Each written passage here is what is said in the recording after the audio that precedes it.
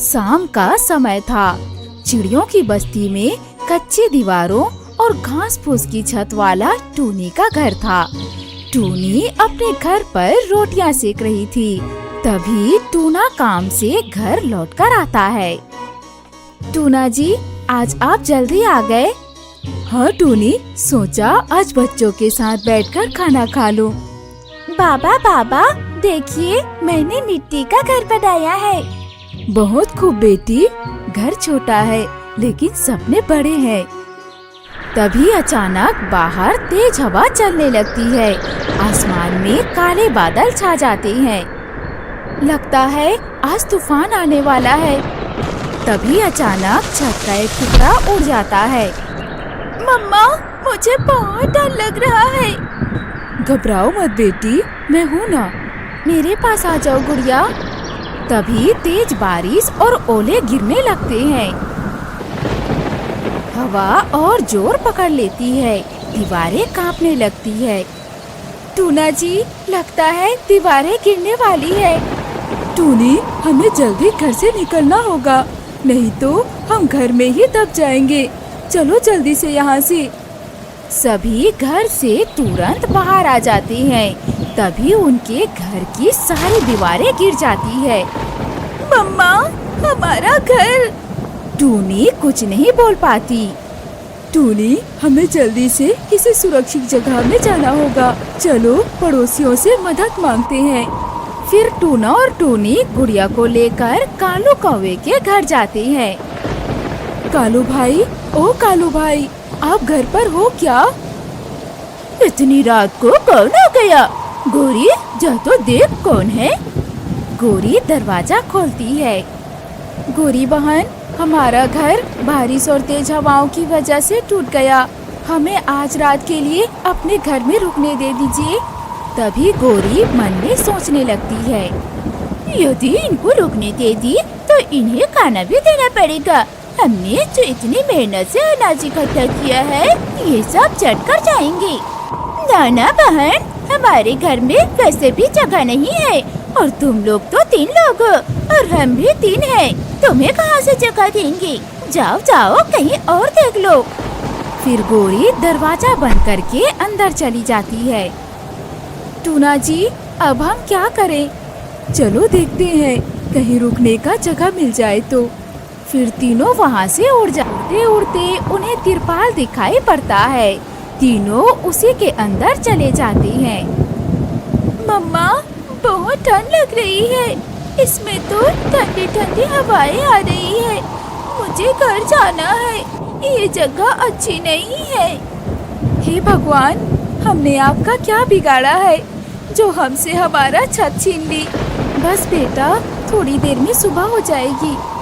अरे मेरी बच्ची, काश मेरे पास तुम्हें देने के लिए पक्का घर होता।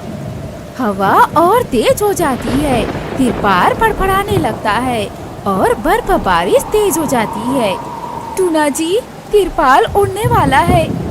टूनी, गुड़िया को ढक लेते हैं, कम से कम गुड़िया तो सुरक्षित रहेगी। टूना और टूनी गुड़िया को अपने पंखों से ढक लेते हैं। तभी तिरपाल उड़ जाता है और वो रात भर वैसी ठंड में ठिठुरते हुए रात गुजारते हैं। बाबा, यहाँ तो चारों तरफ बर्फ ही बर्फ जम गई है। टूना बर्फ को देखकर सोचता है, अगर हम मिट्टी से घर बना सकते हैं तो क्या बर्फ से छोटा सा घर नहीं बना सकता? क्या बर्फ का घर? हाँ टूनी, बर्फ का घर। ठंडी हवा से बचने के लिए जब तक कोई रास्ता नहीं निकलता, हम बर्फ के घर के अंदर ही रहेंगे। टूना, टूनी और गुड़िया बर्फ इकट्ठा करने लगते हैं। बाबा देखिए, ये तो पक्की ईंट की तरह बन रही है। हाँ बिटिया, हमें ऐसे ही बर्फ की ईंटें बनानी है। फिर हम इसके ईंटों को एक के ऊपर एक रखते जाएंगे। तुम दोनों बर्फ की ईंटें बनाओ, मैं बर्फ से घर बनाते जाता हूँ। फिर टूनी और गुड़िया बर्फ की ईंटें बनाते हैं और टूना बर्फ की ईंटों को एक के ऊपर एक चबाकर घर बनाते जाता है। धीरे धीरे उनका घर बनकर तैयार हो जाता है। पहली रात बर्फ के घर के अंदर ठंड तो थी, पर ठंडी हवा नहीं थी। मम्मा, यहाँ तो ठंडी हवाएं आ ही नहीं रही। हाँ गुड़िया, ये हमारी और तुम्हारी मेहनत का घर है। यहाँ ठंडी हवाएं कैसे आ सकती है? तेज तूफान और बारिश की वजह से उस जंगल के अन्य चिड़ियों के घर भी टूट चुके होते हैं। सुबह जब वे घर की तलाश में निकले होते हैं, तभी उनको टूनी का बर्फ का घर दिखाई पड़ता है। सभी बर्फ के घर के पास पहुंच जाते हैं। अरे टूना भाई, ये तुम्हारा घर है क्या? हाँ भाई, ये हमारा घर है। हमने इसे बर्फ से बनाया है। वाह टूना बेटा, तुम्हारे बुद्धि की दाद देनी पड़ेगी। इतने तेज तूफान में भी तुमने हिम्मत नहीं हारी और बर्फ का घर बना लिया। हाँ मीनू मौसी, ये मेरी परिवार की हिम्मत की वजह से हुआ है, जिन्होंने इस घर को बनाने में मेरी मदद की। टूना भाई, क्या आप हमारे लिए ऐसे घर बना सकते हो? हाँ क्यों नहीं, जब आप सब लोग साथ देंगे तो मैं सभी के लिए बर्फ का घर बनाकर तैयार कर दूंगा। फिर सभी चिड़िया बर्फ इकट्ठा करने लग जाती हैं और उन बर्फ से ईंटें बनाकर टूना उनके लिए घर बनाना चालू कर देता है। सभी का घर बनकर तैयार हो जाता है। बेटा, बर्फ का घर तो तैयार हो गया, लेकिन ये बर्फ का घर तो हमेशा के लिए नहीं रहेगा। ये केवल ठंड में काम आएगा, ठंडी हवाओं से बचने के लिए। हाँ हाँ टूना भाई, अब सूरज की रोशनी बढ़ेगी तो ये बर्फ का घर तो पिघल जाएगा। बात तो तुम सही कह रहे हो बंटी भाई, लेकिन फिलहाल हमारे पास और कोई रास्ता नहीं है। कुछ दिनों के लिए ही सही, ठंड से बचने के लिए ये बर्फ की घर ही हमें सुरक्षित रखेगा। कुछ दिन ऐसे ही बीत जाते हैं। एक दिन उल्लू सेठ, जो ठेकेदारी का काम करते थे, जो ईंटों का घर बनवाते थे, उन्हें कामगारों की जरूरत पड़ती है। वे घूमते घूमते जंगल की ओर जाते हैं। तभी उन्हें बर्फ की ईंटों से बनी घर दिखाई पड़ती है। वे वहाँ रुक जाते हैं। सुनिए, कोई है क्या यहाँ? सभी चिड़िया अपने बर्फ के घर से बाहर आती हैं। क्या ये बर्फ का घर आपने बनाए हैं? हाँ, वैसे आप कौन? मैं एक ठेकेदार हूँ। मैं ईंट का घर बनवाने का काम करता हूँ।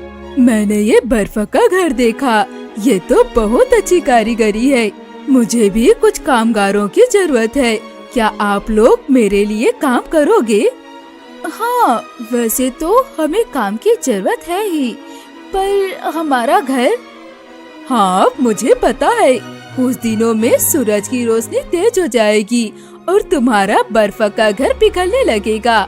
उसकी चिंता तुम मत करो, मैं तुम सब के लिए ईंट का पक्का घर बना कर दूंगा और तुम लोग की मेहनत का पैसा भी तुम्हें मिलेगा। क्या सच में सेठ जी? हाँ हाँ सच में। फिर सभी चिड़िया उल्लू सेठ के साथ चले जाते हैं। फिर उल्लू सेठ अपने ईंटों से उनके लिए घर बनवाते हैं और उन्हें अपने काम में रख लेते हैं। चिड़िया अपने कारीगरी की हुनर से उल्लू सेठ के लिए ईंटों का घर बनाना शुरू कर देते हैं। इस तरह उनका गुजारा चलने लगता है और उन्हें एक पक्का घर भी मिल जाता है। टूनी चूल्हे के पास आटा गूंथते हुए सोच रही होती है, अरे ये क्या, आटा तो थोड़ी सी ही है। अगर ये खत्म हो गई तो रोटी कैसे बनेगी? अब कम से कम रोटी बनानी पड़ेगी ताकि कम आटों में ज्यादा दिनों तक गुजारा हो सके। फिर टूनी चूल्हे में सभी के लिए रोटी बनाती है। तभी टूना घर आता है। टूना जी, आप हाथ मुंह धो लीजिए, मैं खाना लगाती हूँ। ठीक है टूनी। सभी खाने को बैठ जाते हैं। सभी के थाली में रोटी, चटनी और प्याज था। ये देखकर सभी का मुंह बन जाता है। मम्मा, ये क्या? आज आपने हमें प्याज, रोटी और चटनी दिए हैं। इसमें पेट कैसे भरेगा? हाँ बहू, और एक रोटी से क्या होगा? कम से कम 2 रोटी बना देती। इसमें तो पता भी नहीं चलेगा कि खाया भी है या नहीं। काम करने वाला घर में सिर्फ टूना ही था। उसे अच्छे से पता था कि टूनी ऐसा क्यों कर रही है। आधी रात में, अरे बाप रे, कितनी तेज ठंड है। अरे बड़ी कपकपाने वाली ठंड लग रही है। हमारे पास तो रजाई गद्दे भी ढंग से नहीं है कि हम आराम से उड़कर सो सके। रात भर सभी ठंड से ठिठुरते रहते हैं। वही उनके बच्चे भी ठंडी में बहुत परेशान होते हैं। अगली सुबह, अच्छी मम्मा, आप हमें अच्छा बिस्तर क्यों नहीं दिलाती हो? देखो, आपकी वजह से हमें कितनी तेज बुखार हो गई है, ठंडी लग गई है। हमारे पास तो स्वेटर भी नहीं है और हमें ऐसे स्कूल भी जाना पड़ता है।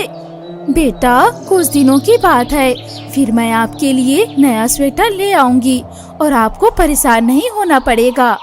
माँ की बात सुनकर बच्चों का मन बहल जाता है और वे शांत हो जाते हैं। बहू, आज तो थोड़ा ढंग का बना देना, वरना कल की तरह प्याज रोटी मत पकड़ा देना। ठंड में बहुत भूख लगती है।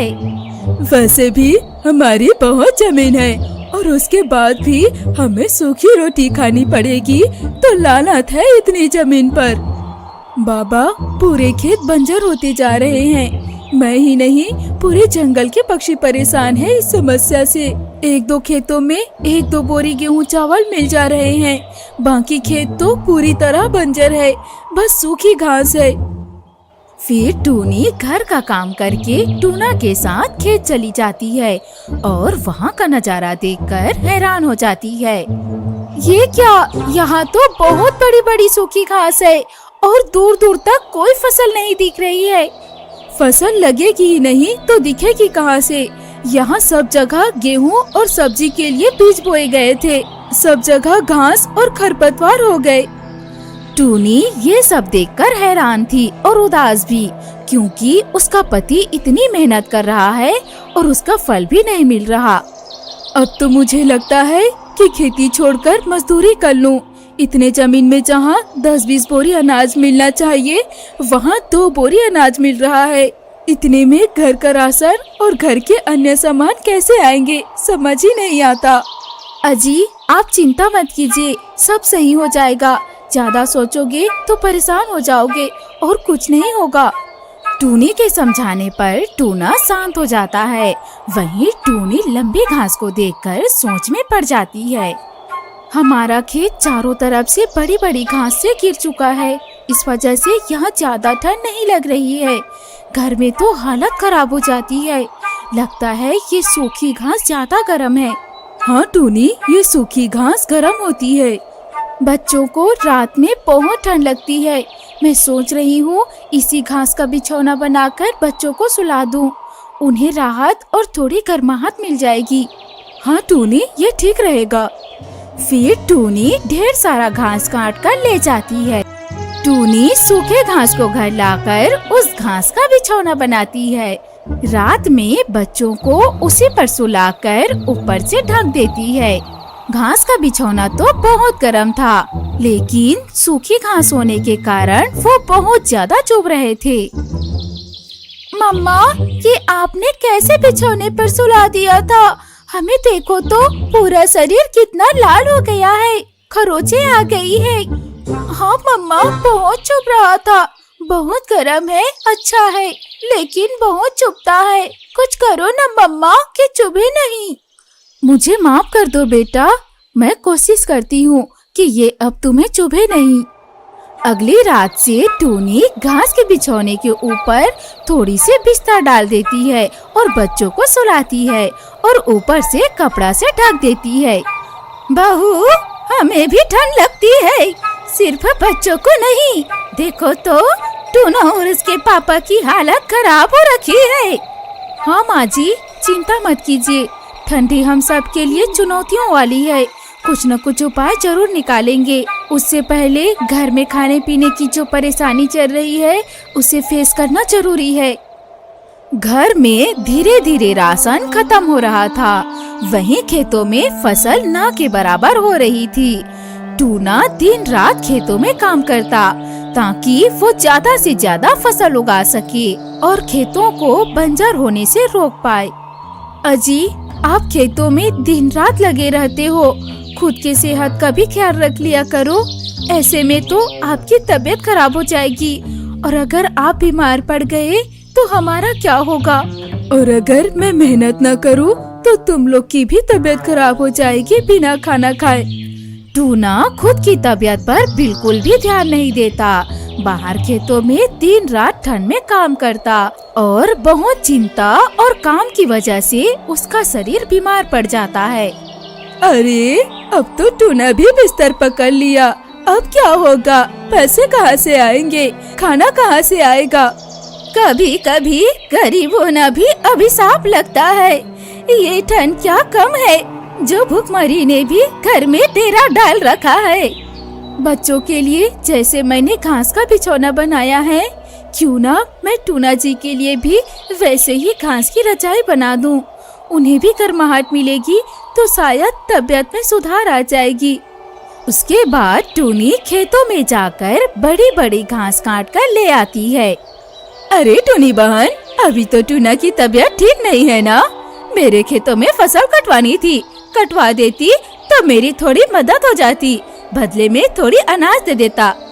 अनाज की नाम सुनकर टूनी तुरंत राजी हो जाती है, जिसके बाद टूनी बंटी के खेतों में अनाज काटती है और बंटी फसल काटने के बदले टूनी को थोड़ा सा अनाज देता है।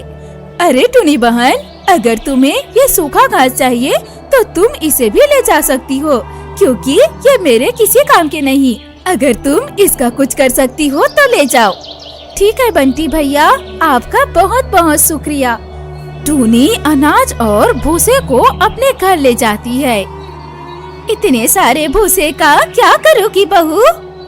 माँ जी, मैंने बंटी भैया की फसल काटने में मदद की तो उन्होंने मुझे बदले में थोड़ा सा अनाज और भूसा दिया है। अब ये किसी न किसी काम तो आ ही जाएगा। फिर टूनी टूना को कांपते देखकर रजाई की तैयारी में लग जाती है।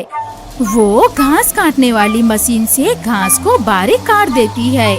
उसके बाद पुराने कपड़े उठाकर उनसे रजाई के लिए खोल तैयार करती है और उसमें कटी हुई घास भर देती है। अरे, घास तो कम पड़ गए, लेकिन भूसा तो है ना, ये भी तो हल्के होते हैं। क्यों ना इसी को भर देती हूँ, रजाई गर्म भी रहेगी।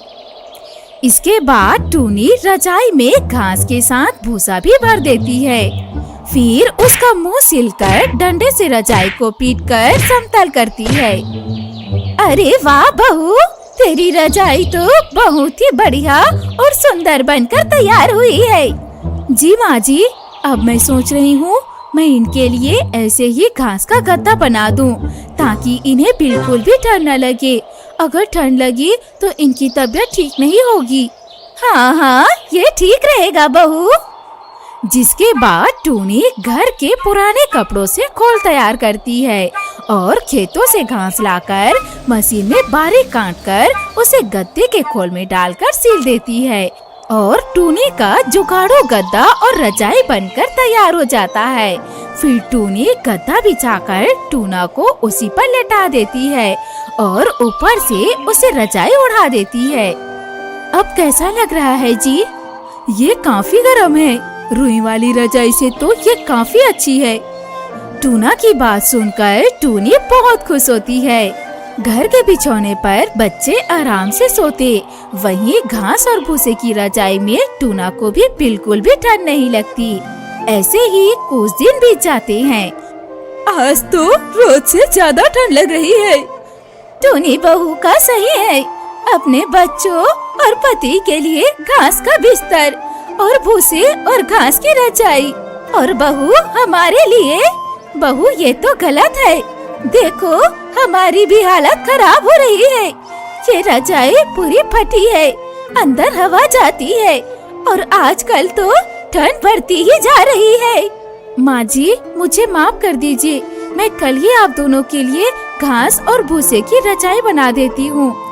अगले ही दिन टूनी खेतों में जाकर घास काट कर लाती है और अपनी सास की मदद से सारे घास को मशीन में डालकर काट लेती है। फिर उनके लिए भी रजाई तैयार कर लेती है। पिछले कुछ हफ्तों से रामपुर का जंगल बारिश में डूबा हुआ था। जहाँ देखो वहाँ झमाझम बारिश हो रही थी और ऐसी बारिश जो रुकने का नाम ही नहीं ले रही थी। एक छोटी सी झोपड़ी जहाँ टूनी का परिवार रहा करता था। टूना सब्जी बेचा करता था और थोड़ी बहुत मजदूरी करके घर का गुजारा कर लेता था। टूनी भी दूसरे चिड़ियों के घर काम कर लिया करती। बारिश के कारण उनका काम पूरी तरह बंद हो चुका था। दादी, बहुत भूख लगी है, मुझे खाने को कुछ दे दो ना। दादी, मम्मा कहाँ गई है? सुबह से वापस नहीं लौटी। हाँ माँ, टूनी कहाँ गई है? कुछ बताकर नहीं गई क्या? बोल रही थी कालू सेठ से राशन लेने जा रही हूँ। थोड़े पैसे रखे थे, सोच रही थी उन पैसों से थोड़ा राशन ले आएगी। तभी टूनी आ जाती है। टूनी बारिश में पूरी तरह से भीगी हुई थी। उसने एक हाथ में डबल रोटी का पैकेट पकड़ा हुआ था जो बारिश में भीग गया था। मम्मा आ गई। मम्मा क्या लाई हो? बहुत तेज भूख लग रही थी। टूनी, तो राशन नहीं लाई? नहीं माँ जी, कालू सेठ ने राशन नहीं दिया। जो पैसे मैंने उनको दिए थे उसने उसे पिछले उधार के करके ले लिए। बड़ी मुश्किल से ये डबल रोटी बच दिया। बारिश तेज थी तो ये भी गीली हो गई। कैसा बेशरम है ये कालू, किसी की मजबूरी भी नहीं समझते ये चिड़िया। कुछ दिन रुक जाता तो उसका क्या बिगड़ जाता। मुसीबत के समय बहुत कम लोग होते हैं जो काम आते हैं। न जाने हमें कब ऐसा फरिश्ता मिलेगा जो हमारी मदद करेगा। माँ, ये सब किताबों और कहानियों में होता है। रिक्शा वहाँ टूटा पड़ा है। कालू सेठ उधार नहीं दे रहा है। किसी से उधार मांगने जाने पर भी कोई मदद नहीं करने वाला। कहाँ काम करूँ? बारिश तो जंगलों पर भरा हुआ है। सब दुकान बंद करके बैठे हैं। कहीं भी मजदूरी का काम नहीं मिल रहा। चिंता मत कर मेरे बेटे, सब ठीक हो जाएगा। भगवान पर भरोसा रख, सब ठीक करेंगे। अगली सुबह टूनी जल्दी उठ गई। वो बहुत चिंता में थी। वो घर से काम की तलाश में जाने लगी। तभी उसकी सास ने उसे रोक लिया। टूनी, क्या हुआ? बहू, तुम कहाँ जा रही थी? माँ जी, कुछ न कुछ तो करना ही पड़ेगा। मुझे काम ढूंढने के लिए जाना ही होगा। इनकी भी तो तबीयत ठीक नहीं है। बच्चों को भी कुछ खिलाना है। घर में तो कुछ भी नहीं है। देखो बहू, मैं तुम्हें अकेले नहीं जाने दूंगी। मैं तुम्हारे साथ चलूंगी। टूना अभी दवाई खाकर सोया है। बच्चे भी खेल रहे हैं। तो और मैं चलते हैं, कुछ न कुछ जुगाड़ कर लेंगे। टूनी और उसकी सास काम की तलाश में निकल पड़ती है। बारिश तेज हो रही थी। सड़कें पानी और कीचड़ से भरी हुई थी। साथ चलते चलते अचानक टूनी की सांस फिसल जाती है। उसके पूरे शरीर में कीचड़ लग जाता है। अचानक एक कार उनके पास आकर रुकती है। उसमें से एक चिड़िया बाहर निकलती है। अरे अरे बहन जी, आप ठीक तो है? मैंने देखा अचानक से आप कीचड़ में फिसल गई। हाँ भाई साहब, मैं ठीक हूँ। पता नहीं कीचड़ में गड्ढा था, तभी पैर फिसल गया। बारिश में ये गड्ढे दिखाई नहीं देते। मैं आप दोनों को गाड़ी में घर तक छोड़ देता हूँ। आओ बेटी, अपनी माँ जी को लेकर गाड़ी में आ जाओ। बहुत बहुत धन्यवाद काका। काका हमें घर तक छोड़ देंगे। भाई साहब, कीचड़ से आपकी गाड़ी खराब हो जाएगी। हम लोग चले जाएंगे। कैसी बातें करती हैं बहन जी? गाड़ी की कीमत किसी की जान से ज्यादा थोड़ी है, और इस हालत में आपकी मदद करना मेरा कर्तव्य है। उस चिड़िया के कहने पर टूनी और उसकी सास गाड़ी पर बैठ जाती हैं। टूनी और उसकी सास की बातें वो चिड़िया ध्यान से सुन रहा था। बहू, अब क्या करेंगे? मेरी वजह से तुझे भी परेशानी हुई। हम दोनों घर से काम की तलाश में निकले थे और देखो मैं कीचड़ में गिर गई और हम कहीं काम भी नहीं ढूंढ पाए। अब घर में चूल्हा कैसे जलेगा? हे भगवान, हमें ये दिन क्यों देखना पड़ रहा है? माँ जी, अब तो वैसे भी शाम होने वाली है। इस समय कोई काम ढूंढे तो भी नहीं मिलेगा। आज रात भी हमें भूखा ही सोना होगा। वो चिड़िया सब कुछ समझ चुका था। जब उसने टूनी और उसकी सास को उनके घर के पास छोड़ा तो वो दंग रह गया कि टूनी और उसकी सास बहुत गरीब है और एक टूटी हुई झोपड़ी में रहती है। बहन जी, मैंने आप दोनों की बात सुन ली है। वैसे तो मेरे साथ बहुत से चिड़िया काम करते हैं, पर पूरी आलू बनाने के लिए कोई अच्छा सा रसोईया नहीं मिल रहा। क्या आप दोनों पूरी आलू बना सकते हो? इस बारिश में तो रसोईया मिलना बहुत मुश्किल है। दरअसल उस चिड़िया का होटल था जो चिड़ियों को खाना बनाकर घर घर भेजने का काम करते थे। हाँ, क्यों नहीं काका, माँ जी और मैं पूरी आलू बना देंगे। हम तो वैसे भी काम ही ढूंढ रहे थे। अगर आप काम दे देंगे तो बहुत अच्छा रहेगा। तो ठीक है, मैं आपको पता बता देता हूँ। आप वहाँ पहुँच जाना। वहाँ और काम करने वाले मिल जाएंगे जो आपको सब कुछ समझा देंगे। टूनी और उसकी सास की चिंता थोड़ी दूर हो गई थी। अब उन्हें काम मिल गया था। टूनी और उसकी सास बताए पते पर पहुँच जाते हैं। टूनी और उसकी सास बहुत बढ़िया पूरी और आलू की सब्जी बनाकर तैयार करते हैं। उनके हाथ के बने पूरी आलू की सब्जी सबको बहुत पसंद आए। सेठ जी उन्हें मेहनत के पैसे देते हैं। बेटी, आप दोनों ने बहुत मेहनत से पूरी आलू बनाए। मुझे आप दोनों का काम बहुत अच्छा लगा, इसीलिए मैंने सोचा है कि अब से सारा खाना आप दोनों ही बनाओगी। और हाँ, टूना को बोलना, उसके लिए भी मेरे पास काम है। आप तीनों मिलकर काम करना, फिर धीरे धीरे आपकी आर्थिक समस्या दूर हो जाएगी। टूनी और उसकी सास की खुशी का ठिकाना नहीं था। उनके साथ साथ टूना भी खाना पहुंचाने के काम में लग जाता है। सेठ जी, आज तक मैं यही सोचता था कि भगवान के द्वारा भेजे फरिश्ते किस्से और कहानियों में ही होते हैं, पर आपके रूप में आज हमने साक्षात फरिश्ते को देखा।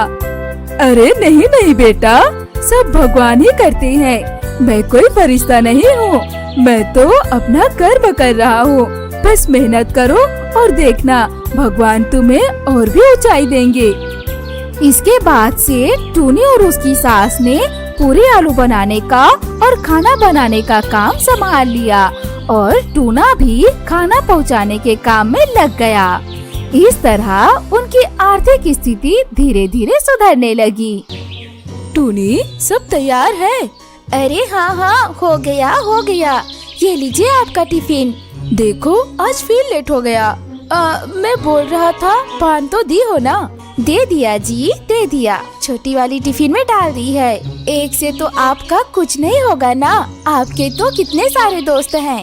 अरे वो लोग सिर्फ दोस्त नहीं है, आजकल तो उल्लू सेठ जी भी तुम्हारे पान को बहुत पसंद करते हैं। बीच बीच में पान मांगते ही रहते हैं। तुम जो पान बनाती हो ना, बड़ा ही लाजवाब है। ठीक है, अभी जाओ, आप काम पर जाओ। टूना उल्लू सेठ के कारखाने में काम किया करता था। सभी टूनी के बनाए हुए पान बहुत पसंद करते थे। अरे टूना भाई, पान तो लाए हो ना? हाँ, लाया हूँ। पहले खाना तो खा लो, फिर देता हूँ पान। दोपहर में सभी चिड़िया अपना काम खत्म करके खाना खाते हैं और खाना खाने के बाद टूना सभी को पान दिया करता था। आहा, सच कहता हूँ टूना भाई, टूनी जो पान बनाती है ना, वाह क्या बात। ये पान खाने के बाद ना पूरा दिन का थकान गायब हो जाता है, वाकई में। तभी वहाँ उल्लू सेठ जी आ जाते हैं। अरे सेठ जी आइए ना, आइए आइए। मैं बैठने नहीं आया हूँ, बस मुझे पान दे दो, फिर मैं चलता हूँ। हाँ हाँ सेठ जी बिल्कुल, लीजिए। टूना उल्लू सेठ को भी एक पान दे देता है। पान खाने के बाद उल्लू सेठ बहुत बढ़िया, बहुत ही बढ़िया। उसी कारखाने में कालू कौवा भी काम किया करता था, जो टूना से बहुत जलता था। इनका व्यवहार देखकर दिमाग घूम जाता है। टूना भी रोज रोज पान खिला के सबको अपने बस में कर रखा है। मेरी पत्नी का भी पान का दुकान है, लेकिन आज तक कोई नहीं आया मेरी दुकान में पान खाने। कालू कौवा अपने घर चला जाता है। घर पहुँचते ही गोरी कहती है, क्या हुआ, आज इतनी जल्दी आ गए? जल्दी? तुम क्या फालतू का काम कर रही हो? उफ, मैं फालतू का काम कर रही हूँ? देख नहीं रहा, मैं पान लगा रही हूँ, कल बेचने जाना है। तुम क्या पान बनाती हो पता नहीं? वो टूना की पत्नी टूनी क्या पान बनाती है, सब उसके पान के भूखे हैं। सुनिए जी, मेरे पान को उल्टा सीधा मत बोलिए। बाजार में मेरे कितने ग्राहक हैं पता है आपको? आप रहने ही दो, मुझे काम करने दो। टूना भाई, आपको सेठ जी बुला रहे हैं। सेठ जी, लेकिन वो क्यों? शायद आपको प्रमोशन मिलने वाली है, चाहिए चाहिए। प्रमोशन? हाँ हाँ चलो चलो। जो सोचा था वही हुआ, अब मुझसे सहन नहीं हो रहा। अब टूना को मजा चखाना ही पड़ेगा।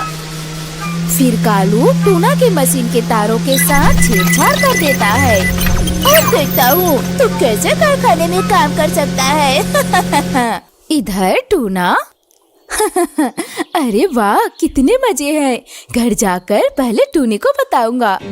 फिर टूना अपने मशीन के पास जाता है और उसे छूता है तो उसे जोरदार करंट लगता है, जिससे उसका एक पंख पूरी तरह से जल जाता है।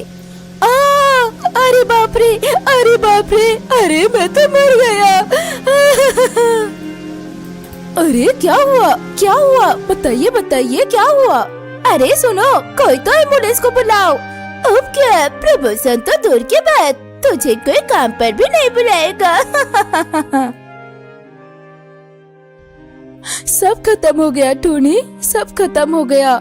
ऊपर वाले ने तो अभी हमें अच्छे दिन दिए ही थे, अब फिर से सब कुछ छीन लिया। अब हम लोग का परिवार कैसे चलेगा, कैसे चलेगा? फिलहाल आप ये सब मत सोचिए। सोचना तो पड़ेगा ना टूनी, नहीं सोचने से घर कैसे चलेगा?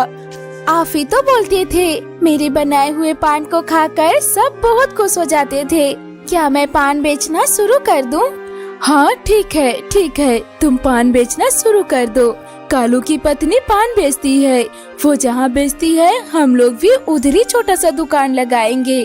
तुम जल्दी से पान बनाना शुरू कर दो, ठीक है? ठीक है, फिर मैं कल से ही इसकी शुरुआत कर देती हूँ। फिर टूनी अगले दिन से ठेले में पान का सामान लेकर पान बेचने निकल जाती है और गोरी के ठेले के पास बगल में ही पान बेचने लगती है। पान खाइए पान, स्वादिष्ट मीठे मीठे पान, बहुत ही अच्छा पान। एक बार जो खाएगा बार बार आएगा। मसाला पान, मीठा पान, इलायची पान, एक बार खा कर देखिए, खाते रह जाइए।